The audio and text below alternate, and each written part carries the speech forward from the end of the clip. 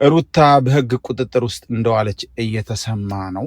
እንግዲህ ይህን ወሬ ባላወራችሁ ደስ ይለኝ ነበር። ብዙ የሩታ ደጋፊዎች ስለ ሩታ እየተከራከራችሁ ነው። የሄርሜላ ደጋፊዎችም ስለ ሄርሜላ እየተከራከራችሁ ነው የምትገኙት፣ የማዳም ቅመሞች በተለይ እና እንግዲህ ትላንት በነገርኳችሁ መሰረት ትላንት ቪዲዮ ሰርቼ ነበር። ሄርሜላ እንግዲህ ፌንት ከጋጠች በኋላ ሆስፒታል ናት፣ ራሷን አታውቅም ብያችሁ ነበር። እዛ ድረስ እንግዲህ ፖሊስ ለማጣራት ሄዶ ነበር። አብርሽንም አግኝተው ለማውራት ምንድነው ችግሩ ብለው ለመጠየቅ ሞክረው ነበር። አብርሽም ራሱን እንደሳተ ነው እስካሁን፣ ያው ቁሞ ቢሄድም ቢራመድም እንደደነዘዘ እንደፈዘዘ ነው ያለውና እንግዲህ አብርሽም በቂ የሆነ ምላሽ ለፖሊስ መናገር አልቻለም።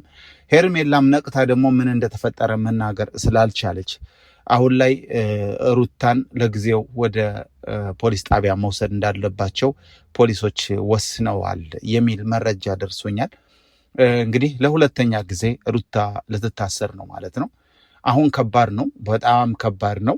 ምክንያቱም አብርሽ ቢያወራ ኑሮ በቃ አብርሽ አሁን እኔ ሩታ ጋር ነው መኖር የምፈልገው፣ በቃ ከሷ ጋር ነው መኖር የምፈልገው፣ እኔ ሩታን ነው ማፈቅረው፣ እኔ በቃ ሩታ ጋር ነው መኖር የምፈልገው በቃ ከማለት ውጪ ሌላ ምንም ምንድነው ችግሩ? ከዚህ በፊት ከሄርሜላ ጋር የነበረ ፍቅር እንዴት በአንድ ጊዜ እንደዚህ ሊሆን ይችላል? ምንድነው እያወራ ያለው?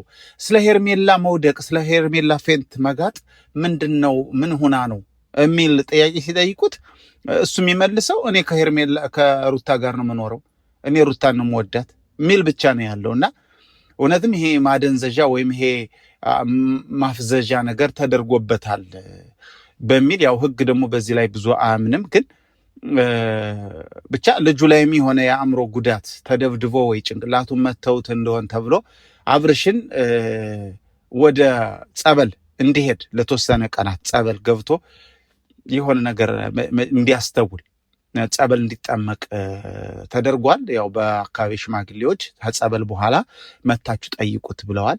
እስከዛው ግን የሁለት ሰው ህይወት ማለት ነው አጨልማ የትም እንዳትሰወር የትም ሀገር እንዳትወጣ ሄርሜላ እሷ ማናት ወንጀለኛዋ ሩታ ወደ ፖሊስ ጣቢያ ተወስዳለች። ይሄን ዜና ስነግራችሁ ብዙዎቻችሁ የሩታ ደጋፊዎች በጣም ይደብራችኋል አውቃለሁ። እኔም ደብሮኛል፣ እውነት ለመናገር ድብር ብሎኛል። እና ለማንኛውም ሰላም ውድ የኤፍሾው ቤተሰቦች እንዴት ናችሁ? በያላችሁበት ሰላማችሁ ብዝት ይበልልኝ።